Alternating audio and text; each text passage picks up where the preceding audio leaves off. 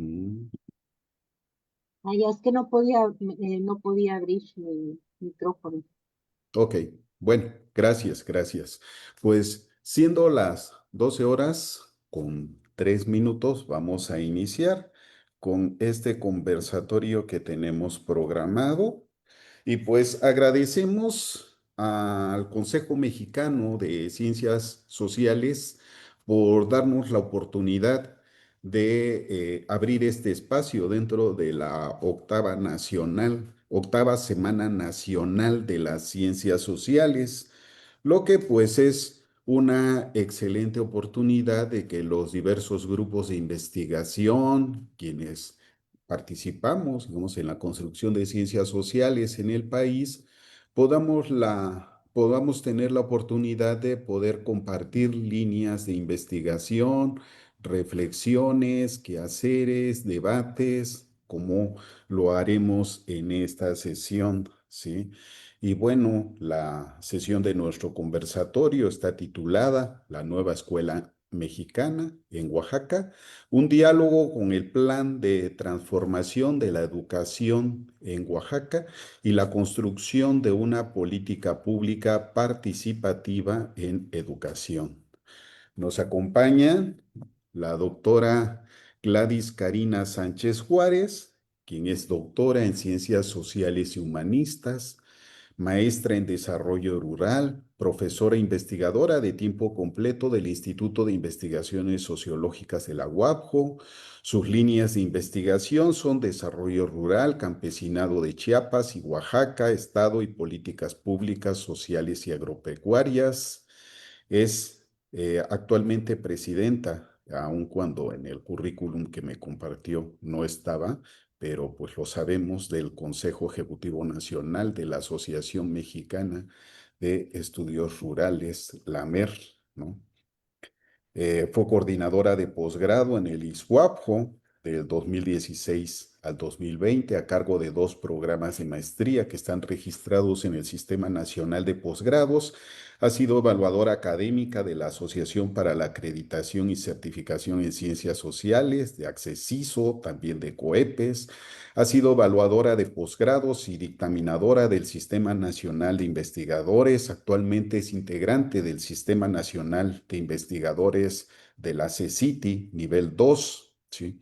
También nos acompaña en esta sesión el doctor Gabriel Ángeles, profesor de tiempo completo del Instituto de Ciencias de la Educación de la UAPJO. También es integrante del Sistema Nacional de Investigadores de la CECITI. El doctor Ángeles Hernández es maestro en Administración de la Educación por la ULSA Puebla y doctor en Educación por la misma universidad. El doctor Ángeles tiene diplomados en formación docente, en neuroeducación y en educación a distancia, y en el currículum que nos comparte registra diversas publicaciones en su especialidad en revistas con reconocimiento nacional. Gracias por su participación y también es integrante del cuerpo académico de estudios políticos, promotor y organizador de esta actividad. Nos acompaña también el doctor Eber Sánchez Osorio, quien es doctor y maestro en sociología por el Instituto en Ciencias Sociales y Humanidades Alfonso Vélez Pliego, de la Benemérita Universidad Autónoma de Puebla, licenciado en Sociología por la Universidad Juárez Autónoma de Tabasco, investigador por México por la Secretaría de Ciencias, Humanidades, Tecnología e Innovación, responsable técnico de varios proyectos financiados por el entonces CONACYT, actualmente CECITI, y sus líneas de investigación son la sociología de la vida cotidiana, la formación del Estado, pueblos indígenas, cosmovisión y metodología de la investigación social.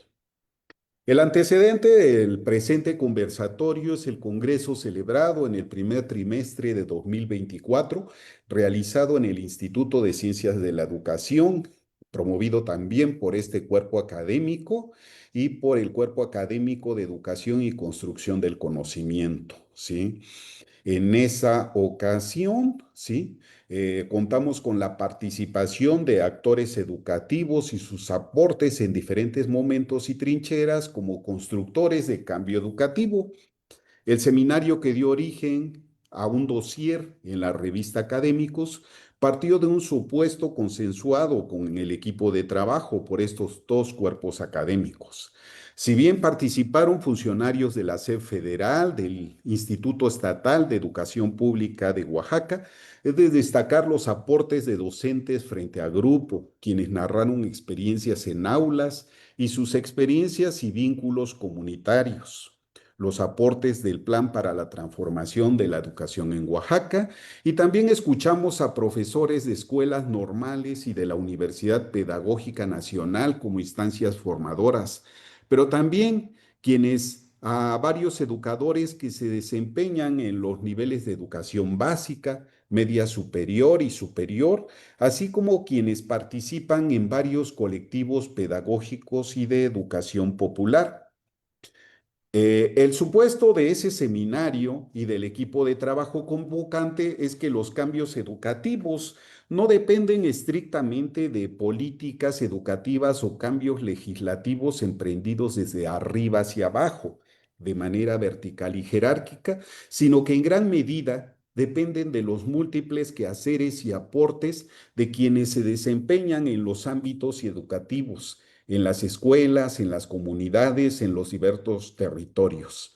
Así, consideramos que podemos comprender mejor un programa impulsado en los últimos 2 años del gobierno federal anterior, como la nueva escuela mexicana y las recientes reformas legislativas iniciadas en 2019 con la reforma al artículo tercero constitucional.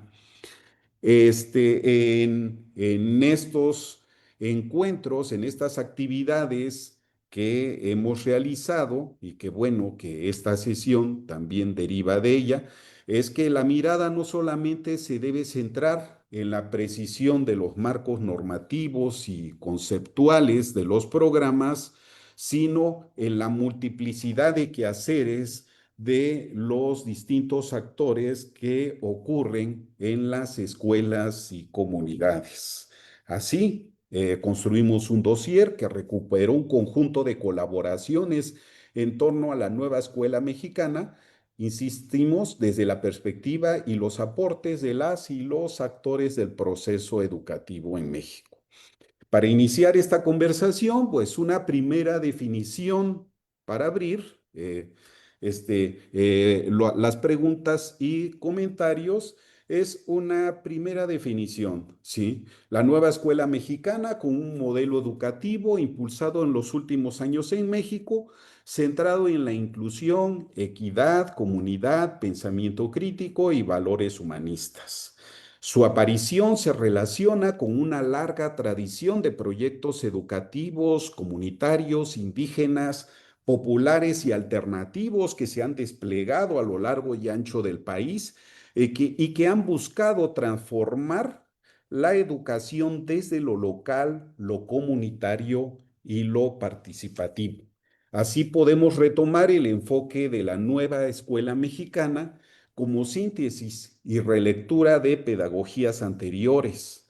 Si bien es una propuesta reciente, podemos considerar y desde luego también discutir en esta ocasión si se retoman elementos de movimientos como la educación popular freiriana, la educación indígena, bilingüe e intercultural y las escuelas rurales de Vasconcelos en el periodo postrevolucionario.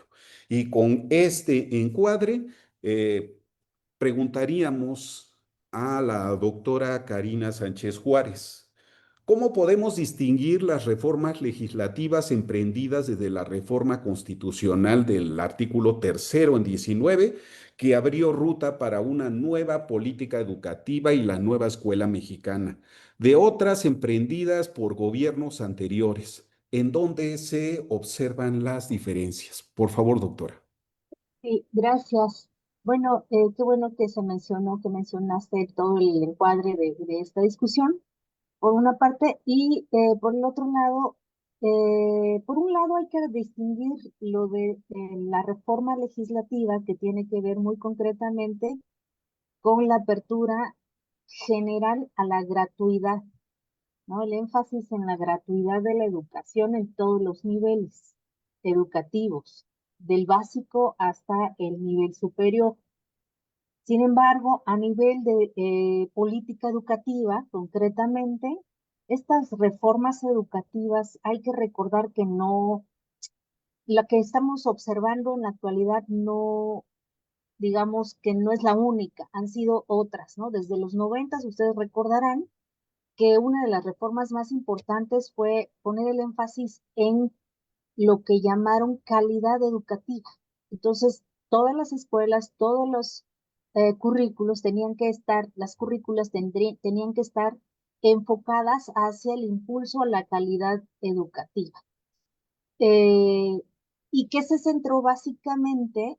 La calidad en la posibilidad de aumentar el número de matrícula y de ampliar el número de beneficiarios o estudiantado, digamos, en las diferentes regiones del país. Después, ya en el siglo XXI, 2006-2012, pues estuvimos observando que la reforma educativa también que se observó en ese proceso, y así se denominan desde los, digamos, expertos también en identificar estas reformas, pues fue básicamente ya hacia la evaluación y las competencias, evaluación tanto a docentes como al estudiantado, tratar de evaluar en función de competencias y como nosotros, seguramente muchos de nosotros y nosotras recordamos, teníamos que evaluar al estudiantado en función de las competencias y todas las currículas tenían que estarse estructurando en función de las competencias que se podían estar formando con cada una de las clases, con cada uno de los cursos que se estaban estructurando. Ya para el 2012-2018, que fue uno de los grandes contradicciones con movimientos y con la disidencia del sindicato magisterial del CENTE, la CENTE se pronunció completamente en contra de la reforma que se estuvo desarrollando del 2018 al 2000, del 2012 al 2018, en buena medida porque esta se centró específicamente en evaluar al docente. ¿Cómo lo evaluaban? En función del número de niños que aprobaban en los grados que estaban teniendo, en función de las capacitaciones que recibían para saber si tenían la condición, la capacidad para estar impartiendo las clases y todos los documentos burocráticos que también se les requerían. Para la actual reforma educativa, de ya del 2018 a la fecha, que además decidieron denominar con el nombre de Nueva Escuela Mexicana, creo yo que hay una diferencia importante respecto a que no están centrados en evaluar al profesor, sí en centrarse ahora en evaluar por proyectos, la estructuración de proyectos que pudieran tenerse en los diferentes niveles educativos. Me parece que, aunque no necesariamente recupera los procesos de la educación intercultural y bilingüe, sí trata de recuperar los contextos culturales, porque estos proyectos tienen que estructurarse de acuerdo al contexto cultural y comunitario en donde se desarrollan. Entonces, eso me parece que hace una revaloración cultural de acuerdo a cada localidad, de acuerdo a cada lugar en donde se detonan estos proyectos, ¿no? Y una cosa también importante es que claramente, aunque no se reconozca de ambos lados, tanto de la disidencia con la gente como el propio, la propia estructura gubernamental, es que recupera algunos tintes de lo que planteaba el peteo, ¿no? Que era básicamente los proyectos, recuperar los contextos, educar de acuerdo a los contextos culturales del estudiantado. Y eso es una parte que recupera la nueva escuela mexicana, esta reforma educativa. Ahora, de los grandes desafíos es que sí está esta reforma, me parece importante en cuanto a hacer un cambio. De hecho, hay todo una gama, con esta misma reforma se impulsó la nueva familia de textos básicos para educación básica. Entonces, hay una reformulación no solamente en términos de lo que se tiene que enseñar, sino además en términos de guías de enseñanza, que harían las veces estos textos de educación básica. Entonces yo creo que ahí hay una cosa importante de diferencia. eh, y finalmente, uno de los grandes desafíos es que a pesar de que incorpora las cosas algunos elementos de las experiencias alternativas para la educación, como es el Peteón en Oaxaca, me parece que uno de los desafíos es que los docentes, y que en el seminario incluso a lo largo de las discusiones se estuvo mencionando, los docentes siguen formados de la misma manera que antes. Y para poder echar a andar los proyectos educativos que se están solicitando para la evaluación de los docentes como para la evaluación del estudiantado, pues se requiere, considero yo, una forma diferente de educar, un docente diferente, pues. Tendrían que estar reestructurando la currícula de las normales, que si bien se ha hecho en alguna medida, no se ha logrado hacer un cambio de formación de docentes, que eso es lo que estaría pues acompañando esta reforma para que pudiera operarse bastante. Ahora, por otro lado, me parece que esta reforma, si bien no evalúa a los docentes, sí le da un peso importante en su actuación, porque es claro que como actores que operan los proyectos, que operan esta reforma, pues los protagonistas siguen siendo los y las docentes. Entonces, ahí tendrían que poner énfasis también en la posibilidad de hacer una reformulación de su formación y en el acompañamiento incluso. Que yo creo que por un lado tienen el reto de romper con las resistencias de hacer cambios. Siempre los cambios sugieren resistencia, aunque los cambios signifiquen algo bueno o aunque los cambios signifiquen, muchas veces, sabes, significan mayor trabajo de parte de quienes están echando a andar o operando estas nuevas formas de tratar de enseñar. Entonces, yo creo que son de los retos más importantes y son las diferencias que yo pondría. Estábamos viendo, por un lado, en los 90 poner el énfasis en evaluar cuantitativamente, digámoslo así, a la educación. En el 2021, evaluar exclusivamente y responsabilizar exclusivamente a los docentes. Ya para el 2021, con las reformas del 2006 y 2012. Y para esta reforma, pues estamos viendo que están tratando de integrar todo esto, pero además bajo una lógica de centrarse en los contextos culturales particulares. ¿Qué es lo que no se ha logrado romper? Y ahorita que posicionaste el tema de la escuela intercultural y bilingüe, romper con él precisamente con la lengua, porque todavía en términos burocráticos los docentes siguen, es decir, los docentes que no manejan una lengua originaria de las localidades en donde enseñan, están en esos lugares. O incluso, aunque tengan una lengua originaria, puede ser que un docente mixteco esté dando la clase en una localidad chatina, ¿no? Entonces, todavía siguen enfrentando esa complicación burocrática al interior del propio sindicato y del todo pues el gremio magisterial. Y creo que por ahí estaría yo posicionando esas diferencias como reformas y los retos que todavía estaría enfrentando esta reforma, por más novedosa, por más integral que pudiera presentarse.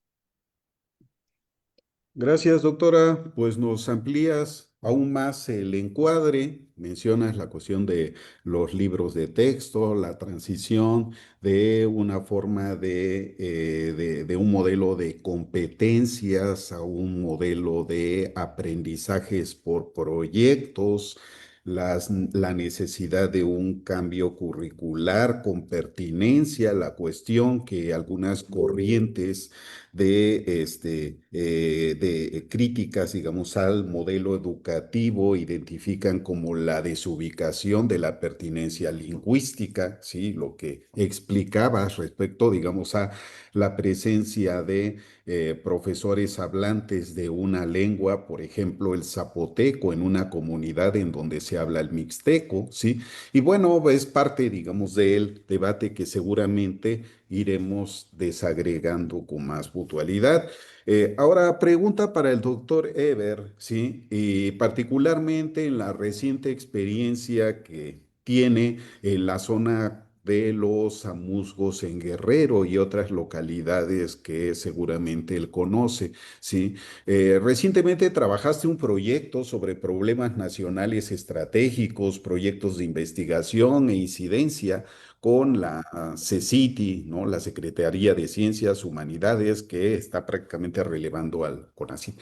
¿Cómo este proyecto, o lo que encontraste en este proyecto, sí, en tu trabajo de campo, en el conocimiento de escuelas, comunidades, observas vínculos a lo que se está proponiendo en la nueva escuela mexicana? Adelante, doctor Eber.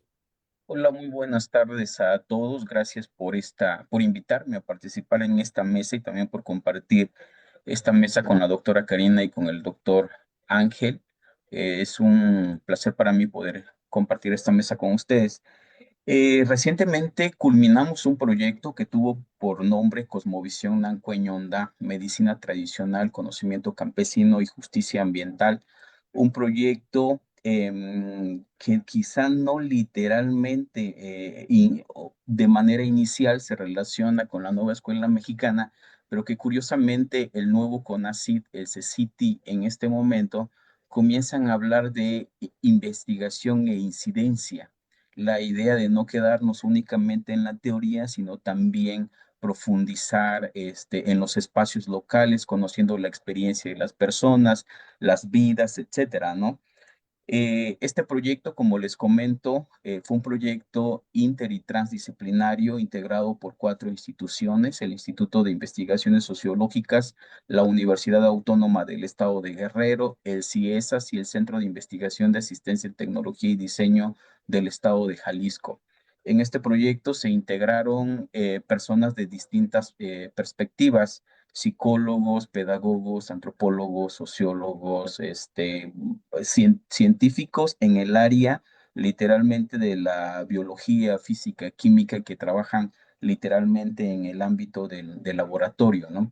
Este proyecto, como tenía la idea de conformar e integrar comunidades de aprendizaje, pues conectó o directamente con algunas escuelas quienes en algún momento veían quizá no tan agradable la idea de participar en proyectos, porque habría que mencionar también de que las poblaciones y comunidades indígenas están cansadas de que literalmente lleguen personas, hagan proyectos, se vayan y no regresen a devolver la información, o que ellos también tengan algún tipo de ganancia. Este primer obstáculo se resolvió a través de algunos contactos locales, quienes nos vincularon con escuelas primarias, con escuelas secundarias y con escuelas preparatorias. Fue una sorpresa para nosotros. Bueno, primero mencionar, trabajamos tres áreas.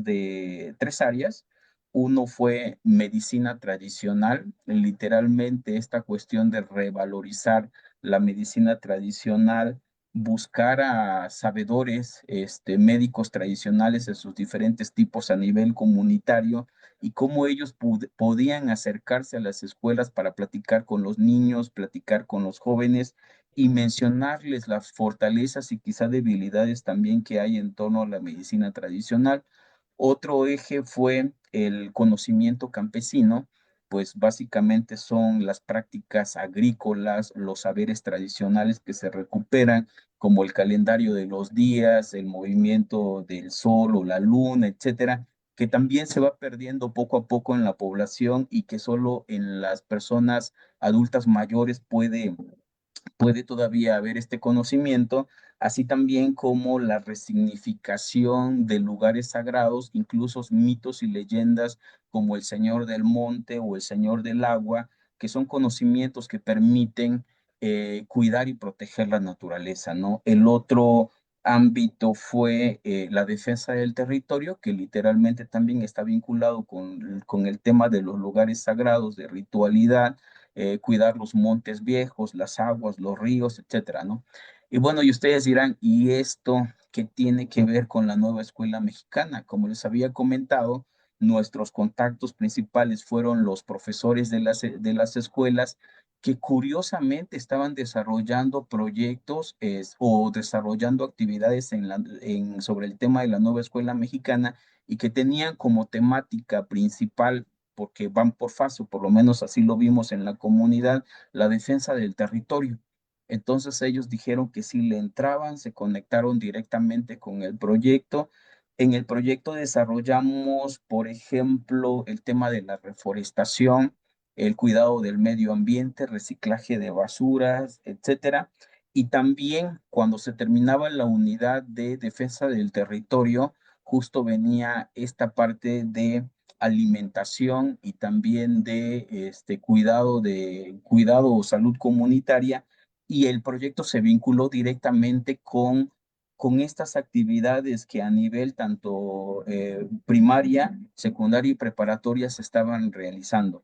De este modo pudimos dejar en 3 municipios, tres, em, dejamos 3 jardines botánicos que también ellos llaman farmacia viviente, donde también conectamos a los sabedores de la medicina tradicional con la nueva escuela mexicana, porque fueron a la escuela, ofrecieron charlas, a los jóvenes y a los niños para que pudieran conocer qué es lo que había en ese tema, y al mismo tiempo, pues invitarlos para que estas prácticas saberes en los 3 ámbitos que ya he mencionado, pues no se pierdan, sino que se revaloricen, ¿no?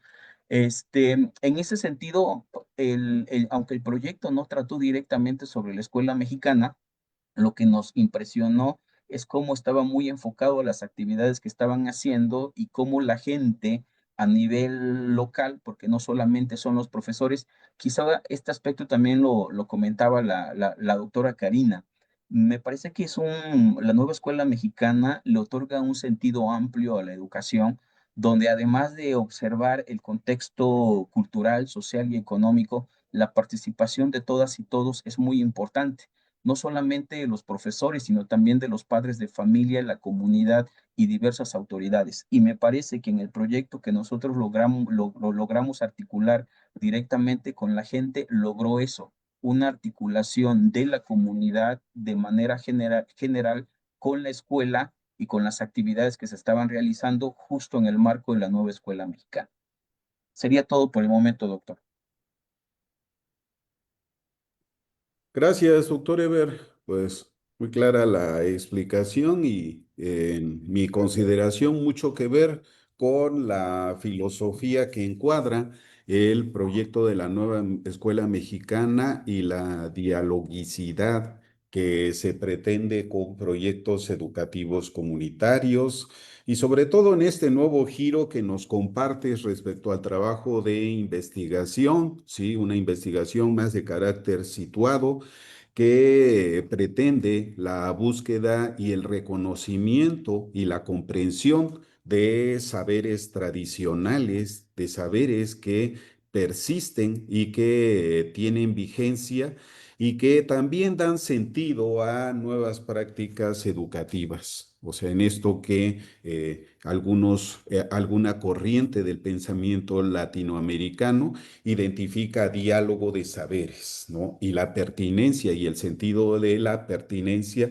de los nuevos modelos de aprendizaje en y desde los territorios. Y para ampliar esta vertiente, y dado que estamos considerando la centralidad de los actores en los territorios, le preguntamos al doctor Gabriel Ángeles del Instituto de Ciencias de la Educación si nos podrías explicar la importancia de cómo funcionan estas formas de organización al interior del nuevo modelo educativo articulado en torno a la nueva escuela mexicana, cómo funcionan los colectivos pedagógicos y cómo trabajan los consejos técnicos escolares. Claro que sí, doctor Eduardo. Saludo con mucho respeto a los panelistas. Doctor Eber, maestra Gladys Karina, doctora, un gusto coincidir en esta actividad. Y bueno, de manera muy particular, me gustaría iniciar mi exposición haciendo referencia un poco a lo que ya se había comentado aquí con los expositores anteriores. Bueno, en el contexto del seminario interinstitucional La Nueva Escuela Mexicana, alcances desde las experiencias en los territorios, que desarrollamos el año pasado, específicamente el 1 de marzo, como la ceremonia de inauguración, y posteriormente el 15 de marzo arrancamos ya con la primera temática de lo que implicaba la Nueva Escuela Mexicana y el peteo. En este contexto, bueno, me gustaría hacer algunas aseveraciones muy importantes. La primera de ellas es que la Nueva Escuela Mexicana, pues no es un proyecto de transformación, es un proyecto que pues tiene posibilidades de concreción en la medida en que penetre las aulas, los espacios pedagógicos y siempre y cuando haya dialogicidad entre sus actores y por consecuencia los colectivos pedagógicos. Bueno, este nuevo modelo educativo trabaja obviamente con una estructura vieja, sistemática, y en tanto no se cambie esa lógica a nivel sistémico, difícilmente va a poder tener sentido dentro de los colectivos pedagógicos. La Nueva Escuela Mexicana, pues como tal, es un proyecto de nación como política educativa, contempla muchas vertientes muy importantes, muchos cambios interesantes, incluso a nivel de reforma del artículo 3 constitucional, desde la 11ª reforma en el 2018. Y bueno, ahí el Plan Nacional de Desarrollo, Programa Sectorial de Educación y llamadas también en este contexto educativo el primer piso de la cuarta transformación. En ese segundo piso continúa el Plan Nacional de Desarrollo, el Programa Sectorial de Educación, la Ley General de Educación, que van en el mismo sentido.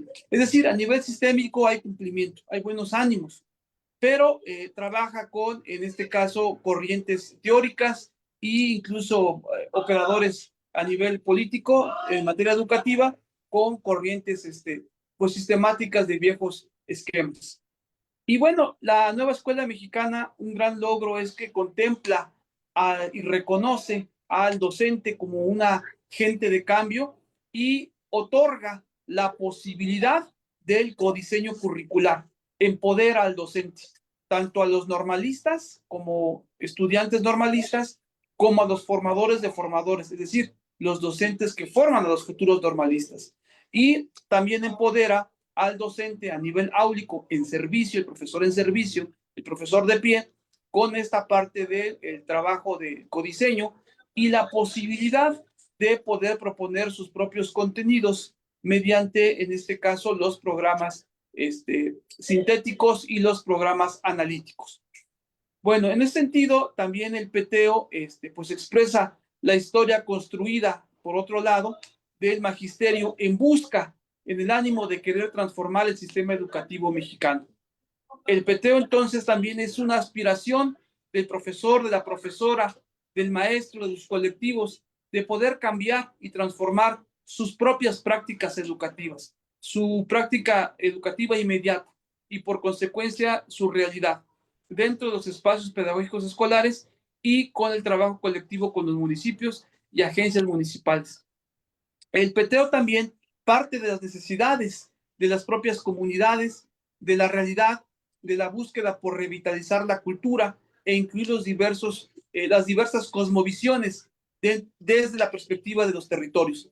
Pero bueno, el peteo también contempla el trabajo fuera de las aulas, cómo los profesores tienen la posibilidad de trabajar todo este bagaje de pedagogías activas y llevarlas a cabo. Y finalmente, bueno, como punto de partida, el peteo también es la posibilidad de esta transgresión educativa que permite el trabajo y la concreción de los colectivos pedagógicos.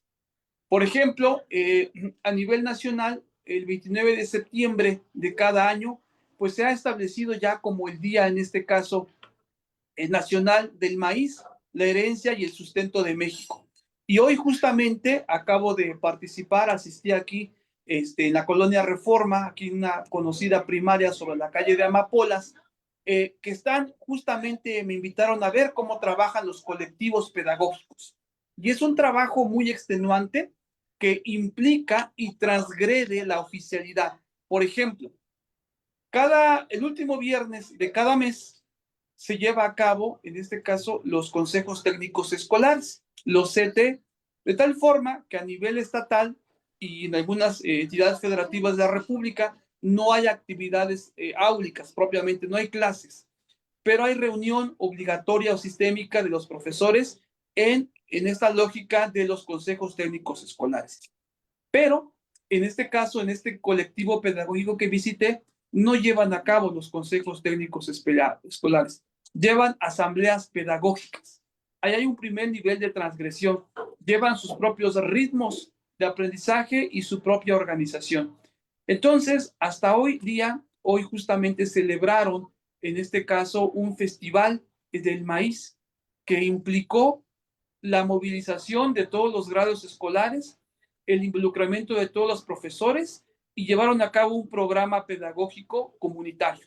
Y estoy hablando aquí de la capital del estado de Oaxaca, del municipio de Oaxaca de Juárez, y es increíble ver cómo, por ejemplo, muchos estudiantes, niños, desconocen cuál es el proceso, que quizás a lo mejor para los que venimos de contextos comunitarios y rurales, el proceso de siembra del maíz, en este caso de incluso los maíces criollos, apenas se están enterando a partir del involucramiento. Por ejemplo, hicieron representaciones teatrales, el siguiente ejercicio que hicieron fueron ponencias realizadas por parte de los niños del sexto de primaria, sexto A, sexto B, y hicieron algunas, en este caso, interpretaciones artísticas a manera de dibujos libres sobre el maíz, la importancia del mismo, y ellos tienen mucho la expresión de sin maíz no hay país, ¿no? Que es una expresión ya muy popularizada. Entonces, este colectivo pedagógico va a trabajar durante el ciclo escolar, durante prácticamente los 12 meses, por llamarlo de alguna forma, 3 actividades pedagógicas. Iniciaron hoy, aunque no coincidió con el 29 de septiembre, con esta feria o este festival del maíz. Y bueno, esto, si tú lo contemplas o lo revisas a nivel, por ejemplo, del codiseño, pues se puede sustentar. Pero tiene que ver con esta visión también del Estado de empoderar a los profesores, dar esa apertura. Si no se celebra de manera sistémica a través de consejos técnicos escolares, bueno, hay una alternativa. Esto quizás no se pudo haber concretizado en sexenios, por ejemplo, anteriores al 2018, porque había procesos de evaluación y bueno, y con esto de alguna forma, si me voy un poco más a las comunidades, tuve ocasión de participar ya en 5 municipios, en 5 regiones del estado de Oaxaca, donde hay experiencias distintas de diferentes denominaciones, donde realmente el profesor y los profesores se comprometen a trabajar. Y bueno, también lo hay, en este caso algunos municipios y agencias, donde pues no hay ese ánimo, donde a lo mejor la lógica del peteo solamente es una situación de escudo protector para no querer trabajar la nueva escuela mexicana. Pero yo celebro, compañeros, que muchos profesores han visto esta posibilidad o esta alternativa de crear sus propios materiales, sus propios contenidos, a pesar de que existan ya la nueva familia de libros de texto gratuito y exista también nuevas visiones o cosmovisiones desde la óptica de los diseñadores de los contenidos del material didáctico. Entonces, no sé, doctor, dejo mi comentario hasta aquí y bueno, reconocer también para los que nos están visualizando que en Oaxaca sí hay ánimo de una alternativa educativa, sí hay ánimo de que en este caso, desde su planteamiento, el peteo en el 2012, ha impulsado desde el Magisterio de Educación Indígena y propiamente la sección 22 como una respuesta, en este caso, a las políticas neoliberales. Pero también hay concreciones y ejemplos claros. Me parece que lo que hace falta ahora es sistematizar y dar cuenta de esas prácticas pedagógicas diversas y también auténticas. Y uno pensaría que solamente es allá, en la comunidad, en la región. No, hoy doy cuenta que es aquí mismo, a escasos 15 cuadras ubicadas del Palacio Municipal del municipio de Oaxaca de Juárez. Muchas gracias, doctor. Gracias, doctor Gabriel. Pues Abre el panorama respecto a la multiplicidad de quehaceres que están ocurriendo en los territorios, sea en zonas urbanas o trátese de localidades rurales en condiciones de difícil accesibilidad, en donde se están generando diversidad de alternativas, ¿sí? Y en donde quizá el dilema no está, digamos, en optar por un modelo u otro, ¿no? Si se está, digamos, a favor y trabajando estrictamente, digamos, los preceptos normativos de la nueva escuela mexicana o en el caso de alguna otra alternativa, sino cómo en los territorios, a partir de las propias formas de organización en las escuelas, se están dando con mucha creatividad una multiplicidad de iniciativas que se aproximan al sentido compartido de hacer una educación pertinente, que atienda, digamos, los problemas específicos de cada una de las localidades, de los territorios, de las sociedades locales, que considere, digamos, los procesos de aprendizaje en función de proyectos que aspiran, digamos, a la comprensión de su integralidad, ¿sí? Y bueno, y en ese sentido, preguntaría a la doctora Karina, ¿cuáles considera que son los retos para la integración de estos saberes comunitarios y originarios en el currículum de la nueva escuela mexicana, pero también como la nueva escuela mexicana, no solamente con un modelo cerrado, sino con un modelo abierto que despliega, que se comunica, que se articula?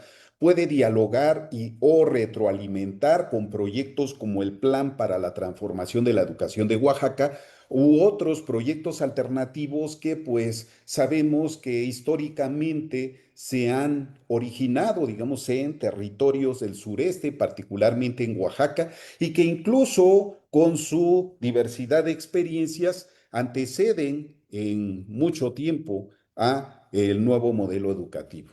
Por favor, doctora.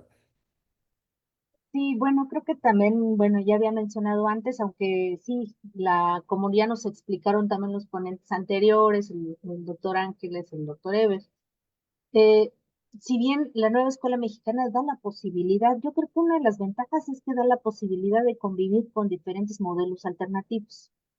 Ya ahorita lo explicaron, incluso con una experiencia concreta.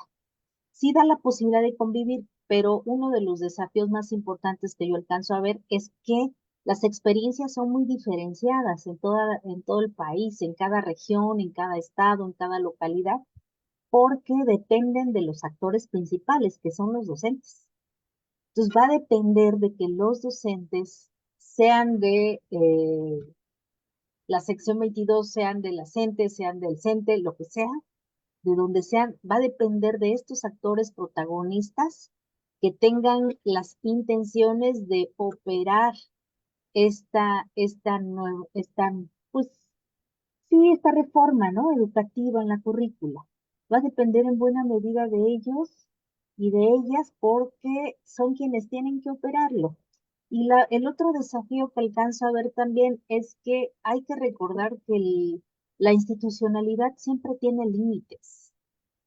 Entonces, ¿a qué me refiero con los límites? Independientemente de estos planteamientos novedosos que marca la nueva escuela mexicana, incluso porque tiene ejes transversales súper importantes, como es la perspectiva de género, que tiene que estar integrada en toda la currícula, en todos los proyectos, por ejemplo, ¿no? Por dar algunos ejemplos, porque se integra la educación en la alimentación, en fin, una serie de ambiental, la educación ambiental, en fin, integra una serie de elementos que están marcados incluso en el planteamiento general de la nueva escuela mexicana, pero va a depender en buena medida de qué tanto la propia la institucionalidad también les den la oportunidad de centrarse en esos proyectos y no solo en los procesos de evaluación, porque digamos,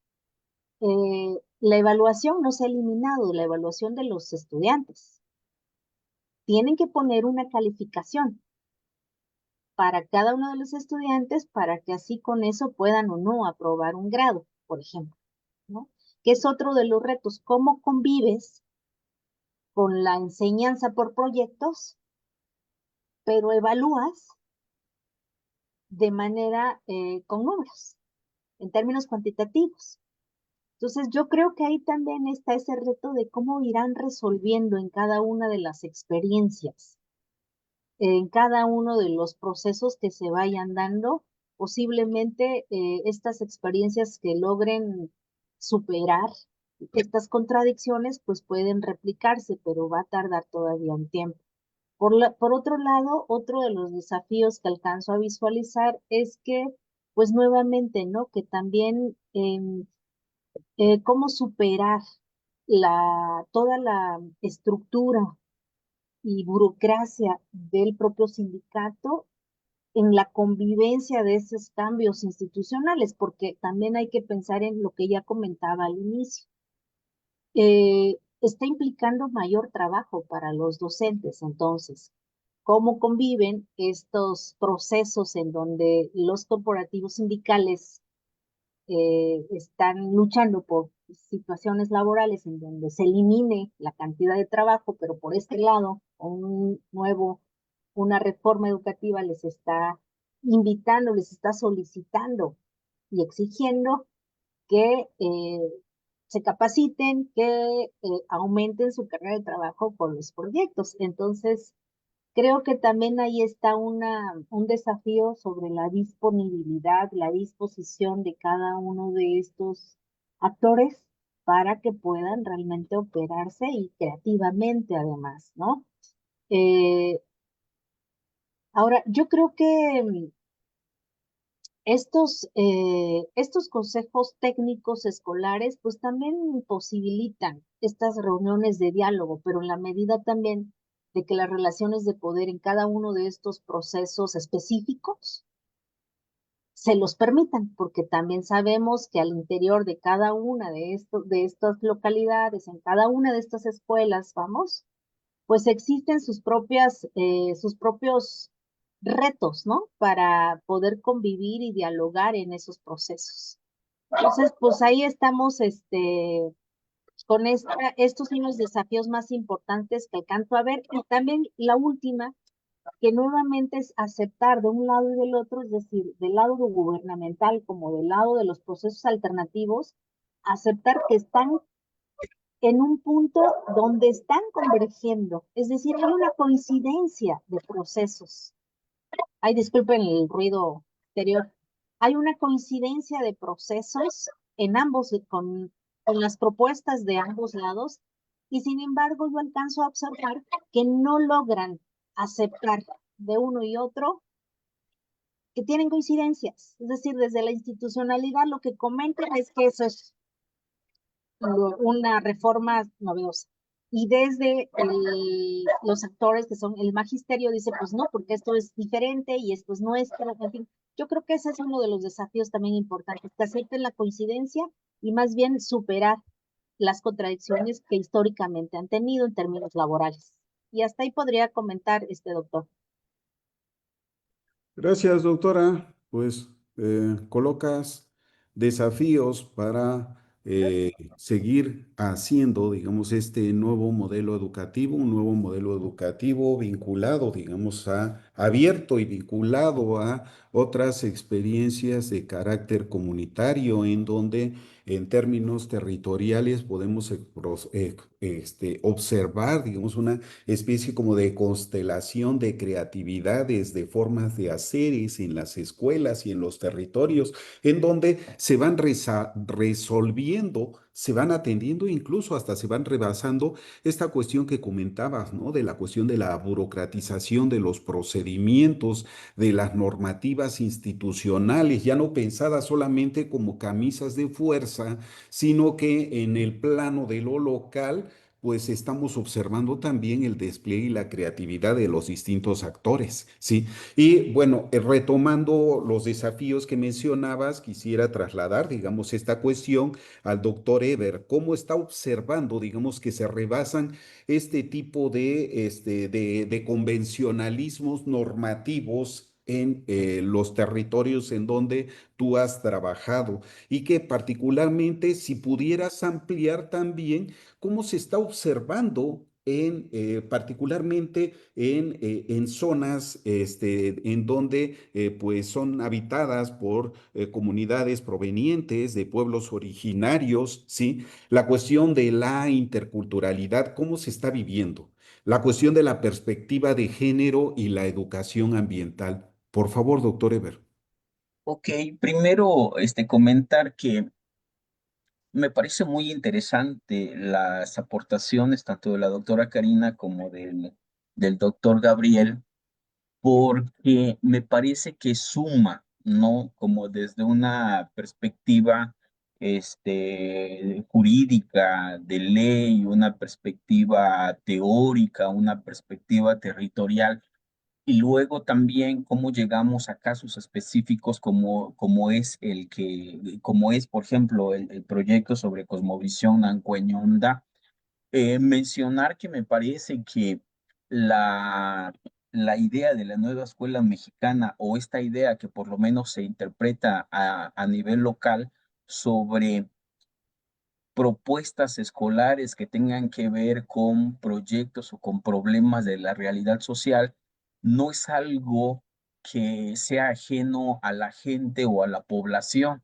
Me parece que ya hay iniciativas locales, propósitos principalmente de los pueblos indígenas y originarios, de tratar de revalorar, de recobrar, de vincular los saberes y los conocimientos con las juventudes, porque hay amenazas, ¿no? Está la amenaza de la modernidad, donde los chavos o los jóvenes se van a estudiar a la capital, ya sea Acapulco o a Chilpancingo o a Acapulco, o se van a estudiar fuera del estado, y resulta que no guardan sus conocimientos, sus saberes, sus tradiciones, y llegan con otra perspectiva, ¿no?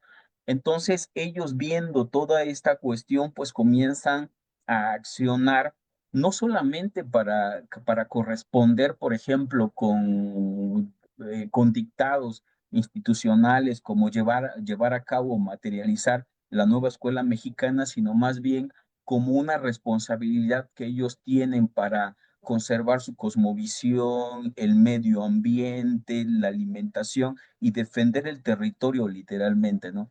En una metáfora, a mí me parece que la nueva escuela mexicana es como un velo o una sábana que avientan sobre una población, pero que esta población no está como inactiva, sino que realmente está buscando acciones para poder responder a esas demandas. Entonces, la nueva escuela mexicana cae muy ad hoc en estas poblaciones, y ellos lo recuperan y lo meten literalmente a sus planes de trabajo, en este caso, las escuelas, ¿no?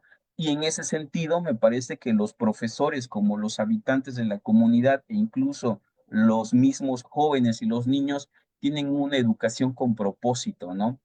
Me parece que la perspectiva de género es muy interesante porque uno de los actores o las actoras principales a nivel territorial son las mujeres.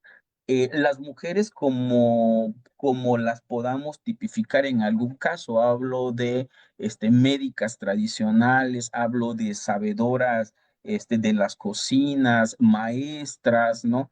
Y mujeres comunes que están luchando por la defensa del territorio y resguardar los saberes tradicionales, particularmente la lengua, y la cosmovisión vinculado a todo, pero principalmente a la defensa del territorio, en este caso el agua, ¿no? Habría que mencionar, no les comenté el contexto histórico, pero los amuzgos, o como se denominan, Nancueñonda, hombres de maíz que hablan la palabra del agua, se encuentran en la región Costa Chica del estado de Guerrero, en los municipios de Xochistlahuaca, Ometepec y Xochistlahuaca, ¿no? Y cómo esta población en su lengua literalmente tienen el agua como un recurso vital, donde si el agua se contamina, si el agua se pierde, también muere la lengua, muere la identidad y podría morir el territorio. Una cosa muy interesante, y ya con esto culmino para no avanzar. Cuando nosotros le preguntamos a la gente a los actores sobre dónde termina el territorio, bueno, primero se quedaron pensando, el territorio es un concepto académico que la gente llevó a la comunidad, pero que ellos no tienen un concepto, no es tan comprensible. En un esfuerzo por casi obligarlos a decir que entienden por territorios, ellos dicen, pues entonces el territorio es Dayua, que significa agua-tierra. Y ese agua-tierra no solo es agua-tierra, es el aire, las montañas, las piedras, etcétera, ¿no? Y les preguntamos también, ¿dónde termina el territorio? Y se quedaron pensando, pues es que el territorio termina donde corre el río. El territorio termina donde donde ya no se habla nuestra lengua. El territorio termina donde nuestras vestimentas ya son obsoletas o donde nuestras fiestas y nuestras tradiciones ya no existen, ¿no? Entonces, ¿cómo revalorizan toda esta cuestión y cómo la nueva escuela mexicana, insisto primero, de que no llega únicamente como nuevas iniciativas, sino ya es algo que a nivel comunitario ya estaban, pero revalorizan y refuerzan las actividades que se están haciendo a nivel local? Por lo menos en la experiencia que yo tengo a nivel comunitario, eso es lo que está sucediendo. Gracias, doctor Ever. Y pues prácticamente ya llegamos prácticamente al cierre de este conversatorio y colocaría una última pregunta para los tres participantes, ¿sí? A partir de esto que han compartido, de que muchos de las experiencias de educación comunitaria, pues han estado desde siempre, han estado de tiempo atrás y bueno, en el marco de la nueva escuela se encuentra la oportunidad de su visibilización, ¿sí? En términos de fortalecimiento institucional y entrando, digamos, a una nueva etapa de este programa del gobierno federal, de la nueva escuela mexicana. ¿Qué aspectos serían importantes reforzar para, no solamente para quienes toman decisiones, a las autoridades del sector educativo, sino para todos quienes están haciendo la escuela desde los territorios a partir de experiencias no institucionalizadas? Pregunta para el doctor Gabriel, por favor. Sí, gracias, doctor. Bueno, mira, me gustaría también aquí mencionar que, bueno, esta libertad para planear desde los colectivos docentes, colectivos pedagógicos, pues no es una tarea fácil, porque, bueno, si hablamos de entrada, existe una diversidad de profesiones que convergen en la práctica pedagógica.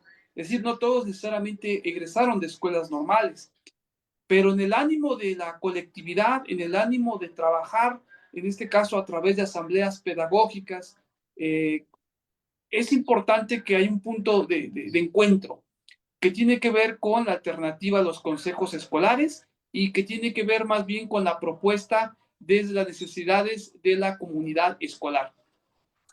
Ahora, un punto importante también que hay que resaltar es que la diversidad de metodologías pedagógicas que plantean en este caso, las escuelas teóricas denominadas activas, pues ese es un sinfín de estructuras, porque al final de cuentas, sí tienes que reportar un número o una calificación.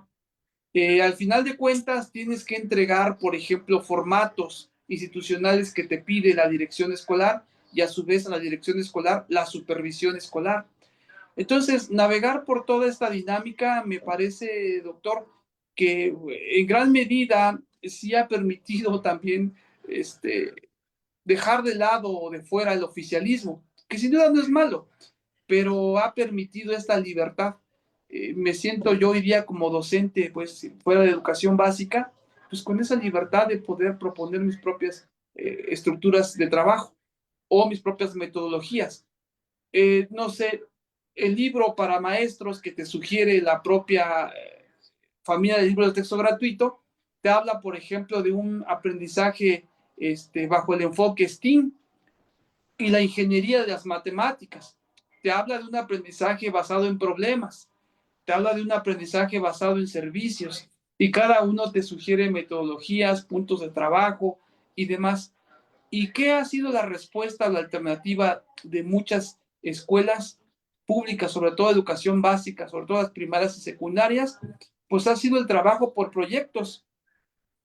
Es decir, ellos mismos construyen su propia metodología, en consonancia obviamente con lo establecido formalmente por los bimestres, ¿no? Que hay que entregar calificaciones. Entonces ha podido como sortear, navegar en estas olas, pues que aparentemente se muestran calmas, pero han podido pues remar bajo su propio ritmo. Ahora, me gustaría también, doctor, comentar que en este caso, por ejemplo, de los procesos de evaluación, pues sigue existiendo la estimación del desempeño académico de los estudiantes, ¿no? Bajo una situación numérica.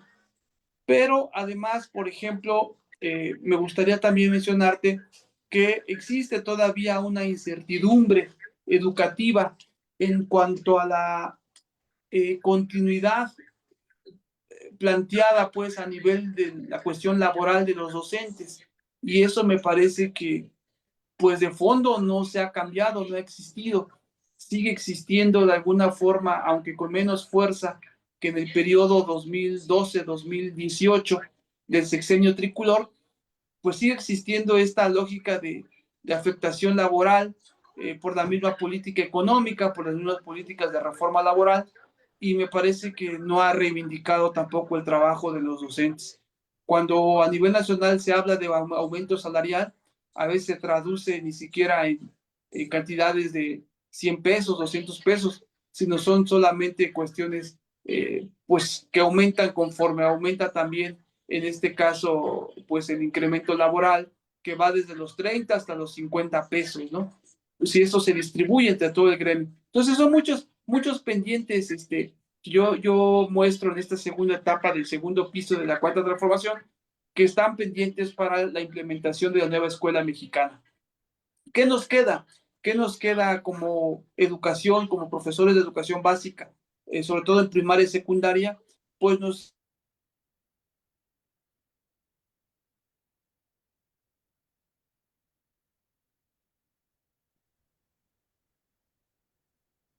Me parece que te pues no compré, una, doctor. Ujú. Sí, ya. pero sí Continúa. una parte de teoría de que da soporte y que responde a indicadores, ¿no? Que pues esta alternativa educativa es de cambio. Y sigue existiendo también la pugna a través de la red, estos famosos eslogan de la nueva escuela mexicana. Bueno, ya actualmente lo único que yo quisiera resaltar para quienes nos pueden estar observando es que ha existido muchos cambios, sobre todo en estos famosos talleres estatales de educación alternativa, los famosos TEAS, que son un reflejo de la organización pedagógica alternativa y que incluso el magisterio oaxaqueño tiene su propio calendario escolar, que es un calendario alternativo, que va en función también a los talleres estatales de educación alternativa, los TEAS. Aquí a mi espalda, por ejemplo, tengo el calendario oficial, que es el establecido, pero también nosotros trabajamos con calendarios alternativos. Entonces, doctor, digo, en este sentido, pues va a seguir todavía la pugna por este tema o este debate llamado pues educación, aun cuando existe una alternativa de cambio o aires de cambio, finalmente nunca una práctica pedagógica se va a poder contemplar a partir de una alternativa oficialista, lo cual no es malo, digo, finalmente cada quien con su visión, su experiencia puede verlo, pero sí estoy de acuerdo en que hay convivencia entre lo que es el peteo y la nueva escuela mexicana. Nada más que la única fortaleza que nos toca como colectivos es seguir trabajando mano a mano y reflejarlo a través de proyectos educativos escolares. Gracias, doctor. Sin duda, una serie ahí de temas, de tensiones, pero también de posibilidades que marca, digamos, esta nueva etapa del modelo educativo identificado como la nueva escuela mexicana y también la gama de posibilidades que se abren en términos de articulación, construcción y y reconocimiento de saberes comunitarios. Agregando a esta pregunta de cierre, quisiera, y además porque la doctora Karina ha hecho énfasis en una cuestión que me parece central, que es la cuestión de la evaluación. Como pregunta de cierre, doctora, ¿cómo consideras que pudiera resolverse esta tensión? ¿En qué tipo de evaluación podría configurarse para el nuevo modelo educativo que no sea la habitual evaluación de un modelo de competencias? Bueno, yo creo que ya hay una experiencia que trata de eliminar estas jerarquías numéricas para la evaluación y recuerdo la UAM, la Universidad Autónoma Metropolitana, que te evalúan en función de si está bien, si está mal, si está regular. Que no evalúa estrictamente el, tu resultado, sino el desempeño a lo largo de este desarrollo del programa. Y si ahora está pensándose o se está desarrollando la evaluación por proyectos, tendría que revisarse ese desarrollo y acompañamiento del proyecto desde el diseño y no solo el resultado, ¿no? Entonces yo creo que eso podría ser una posibilidad porque pues igual, la verdad que sí recupero otra vez, voy a insistir en esta posibilidad de lo que se plantea con esta reforma, y creo que sí posibilita es el diálogo de saberes, que ya lo comentó el doctor Eber, que ya lo comentó también el doctor Ángeles, ¿no? Entonces, creo que ese diálogo, esa posibilidad que no existía antes, creo que es importante reconocer. Obviamente que las tensiones entre, a ver, aquí hay que distinguir dos cosas. La docencia es una vocación. ¿Dónde veo yo cuando empieza la complicación, la complejidad, cuando se trasladan de ser vocación a ser trabajadores del Estado? Entonces ahí tiene que haber una separación entre qué es lo que estás luchando, por una situación sindical laboral o por una situación educativa, de ambos lados. Entonces también yo creo que ahí es algo que está complicado de resolverse mientras sean trabajadores del Estado, de la institucionalidad que marca las normas, que marca hasta los límites, ¿no? Y al mismo tiempo, pues poder desarrollarse en este sentido. Y espero no perderme, ya me está perdiendo ahorita con el sonido de lo que estaba marcando. Pero bueno, yo creo que por ahí podría ser esto de la evaluación que sugerías, pero no quise dejar pasar este otro punto que tenía aquí en la cabeza y que también creo que desde la docencia, para que ellos mismos pudieran, estoy segura de que muchos de estos, como ya mencionaba el doctor Gabriel, de todo el trabajo, de toda la trayectoria que llevan, tratando de incorporar una alternativa a lo que se tenía para la enseñanza, seguramente tienen procesos creativos para poder evaluar de otra manera que no sea la numérica. Seguramente también desde que todos los actores institucionales puedan reconocer ese éxito en algunos lugares específicos con esas experiencias, yo creo que también ahí podrían, entre ambos actores, llegar a procesos de incorporación de evaluación de una manera diferente que no sea numérica, pero siempre que puedan sentarse a dialogar. Y y para esto, con esto voy a concluir, hay que estar claros qué es el diálogo. El diálogo es escuchar al otro, no solo hablar lo que yo tengo que decir. Y en ese sentido, si de pronto el magisterio quiere llegar a plantear solo y exclusivamente sus demandas y explicaciones, eso no es diálogo.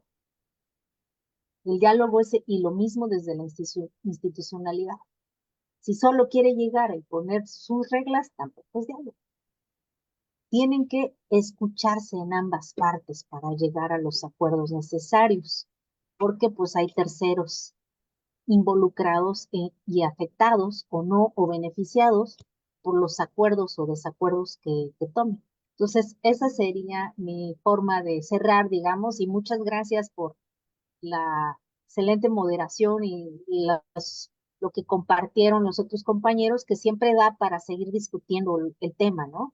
pero creo que sigo pensando que sí da la posibilidad de seguir evaluando. También hay que recordar un último, que la política pública se evalúa constantemente. Y ahorita es muy pronto para también hacer la evaluación de los resultados respecto a esta reforma educativa. Y pues muchas gracias. Gracias, doctora. Y sin duda en las distintas participaciones lo que encontramos es que pues el tema se va abriendo, ¿no? Y las tensiones podemos observar que pues se van incrementando en términos de reconocimiento de nuevos nudos, de nuevos aspectos que tenemos que desagregar, comprender y desde luego poder explicar, ¿sí? No se agotan, digamos, en una sesión tan breve como la que tenemos prevista. De hecho, en la última intervención, la doctora Karina ha agregado un tema crítico, ¿no? La cuestión del dilema entre el derecho a la educación de niñas, niños, adolescentes, en fin, de todos quienes participan en el sistema educativo hasta el nivel superior, porque recordemos que a partir de la reforma constitucional, el derecho a la educación está presente desde el nivel inicial, la educación básica, hasta la educación superior. Para el cumplimiento, desde luego, tenemos que atender una serie ahí de problemas, tensiones y retos. Y una cuestión que también la doctora Karina coloca, digamos, sobre este cierre de la conversación, la cuestión de la política como diálogo y los retos que implica construir una política de diálogos horizontales, o sea, más allá, digamos, de las jerarquías que marca la institucionalidad y que desafortunadamente a veces genera más conflictos que soluciones, ¿sí? Hacia dónde podríamos aportar para pues poder construir ese diálogo de carácter horizontal que genere espacios más seguros y armónicos en las distintas instancias educativas. Y para pues poder continuar con este cierre, pedimos la intervención del doctor Eber.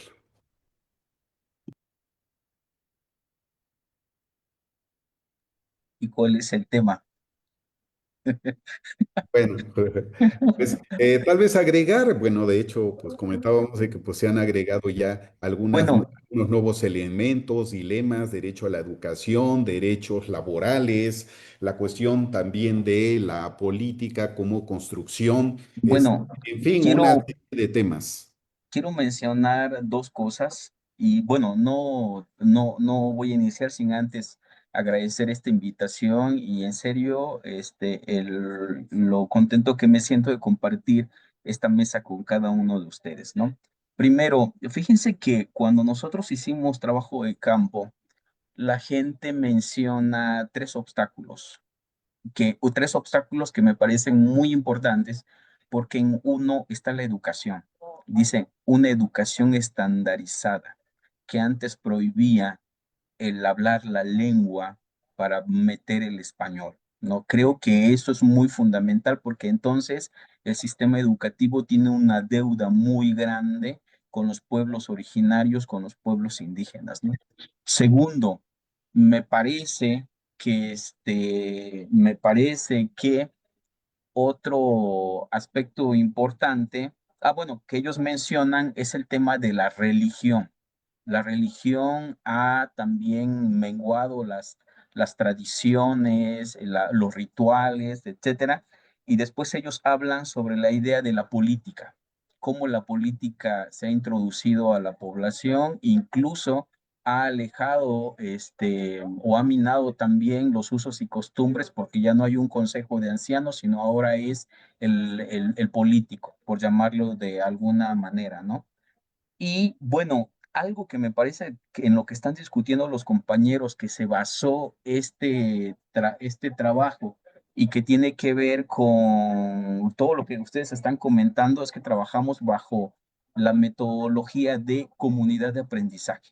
Es decir, si pensamos en esta cuestión dialógica, horizontal, dinámica, etcétera, pero me parece que la comunidad de aprendizaje es un factor muy importante para poder vincular con los diversos sectores de la población, entre la escuela, los jóvenes, los sabedores en sus distintos campos, médicos, defensores del territorio y otros actores involucrados, así también como este, pues todos los grupos o sectores, incluso el propio gobierno, ¿no?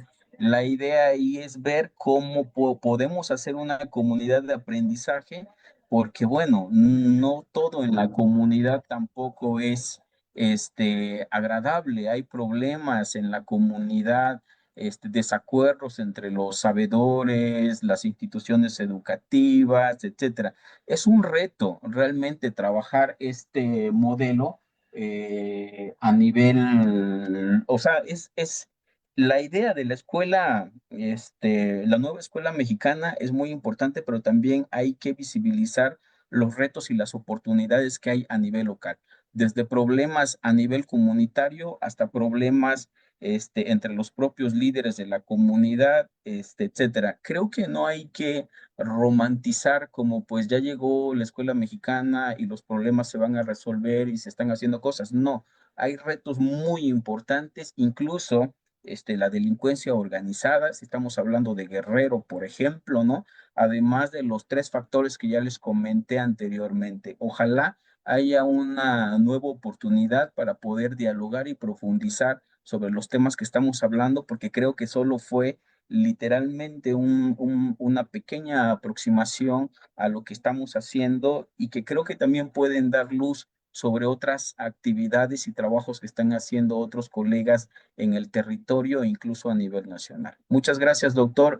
Doctora Karina, doctor Ángel, es un placer haber compartido con ustedes. Finalmente, para cierre, doctor Gabriel, sí, dado, digamos, coincidiendo de que pues tampoco podemos idealizar, digamos, el trabajo de manera directa en territorios, sí, en tanto nos permite también reconocer tensiones, problemas, retos, conflictos, sí. ¿Cómo podemos identificar la viabilidad del trabajo por proyectos y las iniciativas pedagógicas para trabajar contenidos desde los territorios, pero con esta consideración que nos permita una aproximación más clara y menos idealizada o, como dice Eber, menos romántica de lo que pasa en los distintos territorios? Gracias, doctor. A manera de cierre, me gustaría primero que en el caso de las supervisiones escolares, para el caso de educación básica, en este caso primaria y secundaria, me gustaría de entrada que las supervisiones escolares tuvieran claridad de lo siguiente, que ya no existiera una confusión del entendimiento conceptual de lo que implica la nueva escuela mexicana. Es decir, a nivel de escuela, una escuela o una supervisión escolar puede tener a su cargo desde 5 hasta 8 o 12 escuelas. Pero si desde la situación de supervisión no hay claridad, está complicado. También sigue existiendo la incertidumbre del desarrollo de los contenidos. También hay ausencia de referentes teóricos o paradigmas educativos. Hay confusión incluso en la elaboración de las planeaciones didácticas. Hay escasa capacitación para construir y la consecuencia para desarrollar la excelencia educativa. Hay ausencia de acompañamiento para los profesores, para las maestras, maestros, en cuanto a comprender y diseñar las progresiones de aprendizaje.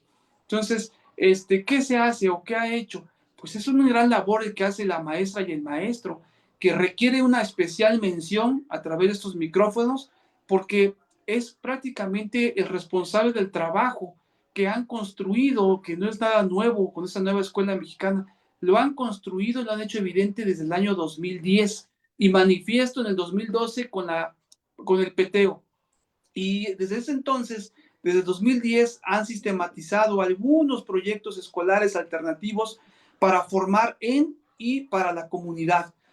Han rescatado y valorado los saberes populares mediante el trabajo por proyectos en consonancia con estudiantes, padres de familia, con autoridades municipales, agentes municipales. Entonces, no existiría pues como una receta pero creo yo que en los primeros que debemos centrarnos a trabajar y a ponernos de acuerdo y a dialogar son las supervisiones escolares con las escuelas que tienen a su cargo. ¿Y qué ha pasado? Pues son las escuelas primarias quienes bajo sus propios colectivos, bajo sus propios entendimientos, que han hecho, híjole, yo podría decir, han hecho riquezas incalculables, aún a sabiendas de que pues es un trabajo quizás que no puede ser remunerado porque se quedan horas de trabajo extraordinario. A nivel oficial te dicen que mínimamente debe haber por ciclo escolar 5 reuniones de consejos técnicos escolares. Y eso no puede, no, son situaciones o trabajos que no se pueden contabilizar. Entonces, esa sería mi observación y creo yo que lo único que podemos seguir haciendo como colectivos es seguir trabajando, seguir abonando, porque es difícil que una autoridad educativa, en este caso el YEPO, en este caso, por ejemplo, las supervisiones escolares, los directivos y demás se pongan de acuerdo, lo veo muy, muy complicado, sino más bien es el trabajo o los nuevos planteamientos curriculares expresados, pero desde las reuniones o asambleas pedagógicas que nos enfrentamos como profesores. Pues muchísimas gracias a los tres participantes, doctora Gladys Carina, doctor Eber, doctor Gabriel Ángeles, y pues efectivamente coincidiendo, el diálogo, el debate sobre el tema no se agota, siempre quedamos en puntos suspensivos de todo lo que nos deja en el tintero, ¿sí? Y bueno, recupero algunas coincidencias que se posicionaron en este debate. La comunidad como núcleo del proceso educativo, no como algo que surgiera como parte de una nueva política, ¿sí? Gubernamental, sino que esto ya estaba presente en proyectos como las escuelas comunitarias indígenas en el PT o en el caso de Oaxaca y en otras iniciativas educativas que surgen a lo largo y ancho del país, desde los territorios. Otra cuestión que podemos recuperar es la participación activa del docente como agente transformador, ¿sí? Y esto visibiliza algo que ha estado ocurriendo desde hace mucho tiempo, ¿no? En donde el maestro no solamente es el transmisor de contenidos, ¿no? De que hace una lectura literal de libros de texto, sino que se encuentra como un actor convertido en mediador, promotor y constructor de conocimiento en y con las comunidades. Otra cuestión, y esto es parte de lo que podemos recuperar del nuevo modelo educativo, es el currículum flexible y situado, ¿no? En tanto, una propuesta de educación que se adapta a contextos sociales y que dialoga con la experiencia de muchas escuelas rurales y multigrado que ya implementaban saberes locales. Y bueno, finalmente en esta recopilación, la valoración de los saberes originarios y comunitarios, incluida la revitalización de la lengua, que resuelve que se podría seguir, digamos, revalorando con propuestas de educación indígena y modelos interculturales críticos. Cerramos esta sesión, pero la agenda del debate queda abierta. Muchísimas gracias a todos quienes participaron en esta aula virtual. Gracias al Consejo Mexicano de Ciencias Sociales que nos ha permitido este espacio dentro de su 8ª Semana Nacional. Y pues gracias a quienes nos han seguido a través de las redes oficiales del Instituto de Investigaciones Sociológicas, nuestra casa. Gracias a todas y a todos. Buenas tardes. Gracias. Gracias, hasta luego. Gracias. Gracias, hasta luego. Bye. Gracias. Luego.